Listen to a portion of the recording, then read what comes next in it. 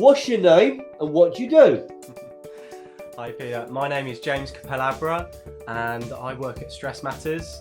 So I'm a wellbeing and mental health consultant and expert, and we basically help businesses improve productivity and profitability through focusing on the wellbeing of their people.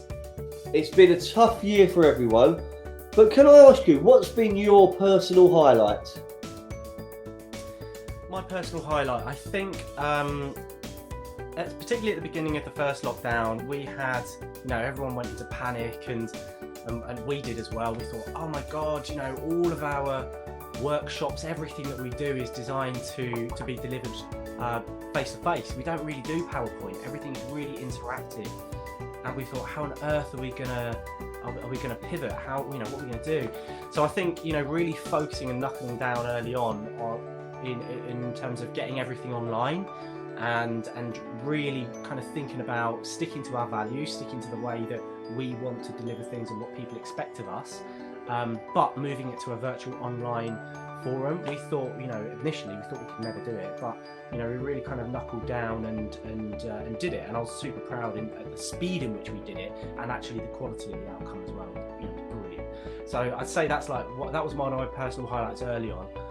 More recently, I'm really excited to be involved in this project that we're working on to create a digital wellbeing insights platform where people can go on, answer loads of questions. It's really interactive, and essentially get a report back about the things that they're doing well when it comes to wellbeing and mental health in their business, and could improve on.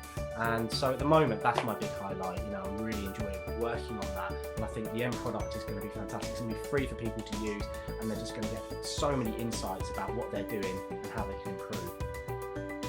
What did you learn during the first lockdown? During the first lockdown, what did I learn? Good question. Do you know what? One of the first things I think I learned was that focusing on your own mental health is just vital. I think it's really easy when you go into panic mode to immediately jump to, I've got to help other people, I've got to make sure other people are okay. But I think realizing that, if you're not okay, it's very difficult for you to actually be of any help to anyone else. And that's really important. I think people think it's selfish to be, to focus on yourself rather than others in a time like that. But it's not. If you are in a good place yourself, if you need to take some time for yourself to be able to get yourself into a good place, you're then so much more productive when it comes to helping other people. And that helping other people doesn't have to be, going out and actually being a shoulder to cry on or whatever it is. Just turning up to work, turning up to work and doing your work. Don't underestimate the amount that helps other people in terms of giving people jobs, giving people a kitchen that they love, providing, being a good colleague to the people you're working with. You can be productive and achieve a lot just by doing small things like that. It doesn't necessarily mean going out and saving the world. James, what are you planning to do to support those who are around you during the current lockdown 2.0? Lockdown 2.0, yeah, indeed. So one of the big things that we've been doing, as I know you've seen, Peter, is mental health first aid training. So that is it's really important to us that we spread the word about this as much as we possibly can. So we've been doing a lot of basically where people have been coming onto our courses. We've been doing like a buy one give one. So every space that someone has taken up on one of our courses, we've then given a free space to our mental health aware course to someone who's vulnerable, someone who can't afford to come on a course like this, but can help to improve their own mental health. So we've been helping people, people who have been made redundant and are kind of not in a good place themselves at the moment. We've been having lots of people like that on those courses, which has been brilliant. We've also been doing a lot. We've been giving lots of free advice. People, lots of businesses who, quite rightly at the moment, they're saying, well, we don't have a wellbeing budget. We can't do anything like this. But do you know what? I'm making loads of people redundant. Can I take half an hour of your time to find out what we can do to try and make sure that we're looking after them as much as we can, and also we're looking after the people who are left here? And so we've been doing lots of conversations like that without any kind of, well, we're not going to get any work out of it right now. Maybe in the future, but lots of free advice and guidance for people like that. Apart from that, just, do you know what? Spreading kindness is the biggest thing that I've been trying to focus on as well. Just spreading kindness, and that can be, I've got into, I think, like a lot of people in lockdown 1, I've carried it on. I've got into baking banana bread. That was a big thing, wasn't it? And I can knock them out really quickly now. So I make banana. I know that someone's a bit down. Right, make a banana loaf. You know, drop it on their doorstep, and you know, spread a bit of kindness. Just a little thing. What are you doing to keep yourself positive? Good question. So for me, I learned in lockdown 1 that a routine was super important to me. If I didn't have a routine to follow, I started to fall apart.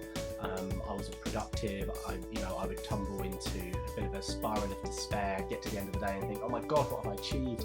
You know, nothing really. So for me, I kind of set myself a routine and tried to stick to it. And a big part of that routine for me includes, I think like a lot of people, exercise, getting outside, getting some fresh air, getting some vitamin D, especially now that, you know, we hardly get any sunlight every day. So trying to go out in the middle of the day to get some sunshine is important for me. And having a goal to focus on. So, I mean, that's the other thing for me, is kind of knowing, right, okay, my plan for the week is this is what I'm going to achieve, this is what it's all for, and kind of setting those steps in motion and having those those milestones to hit. That's what keeps me focused and keeps me positive. And the other thing as well that I do, a lot of people think, oh, this sounds a bit rubbish, but it's something that Mrs. Capell-Abra and I try to do every day, which is practice gratitude. So every day when we sit down for dinner, TV's off, like some nice music on, and we sit down and we talk about, you know, what we're grateful for today, who we've been kind to today, and generally talk about our day and, you know, what's happening tomorrow and the rest of the week and everything else. But I think you can't underestimate the power of actually sitting down daily and reflecting on what you're grateful for, and actually really thinking about that rather than just kind of taking it for granted. What would you like to say to inspire others?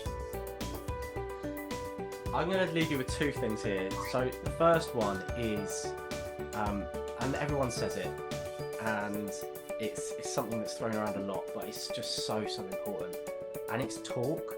You know, if you're not feeling great, talk. You know, we all say every day, how you doing, how you doing, how you doing, you know, and everyone says back, yeah, I'm all right, yeah, I'm all right. You know, actually think about, if you're not okay and you're talking to someone that you feel comfortable that you can open up to, say, no, I'm not okay, and talk about it. You know, that's the most important thing that you can do if you're not in a good place, is to open up and talk. And the second thing is, I'm going to give you a quote here from one of my favourite books and one of my favourite authors, Ryan Holiday. And it is, there is no good or bad without us, there is only perception. There is the event itself and the story we tell ourselves about what it means. By Ryan Holiday, The Obstacle is the Way is that book.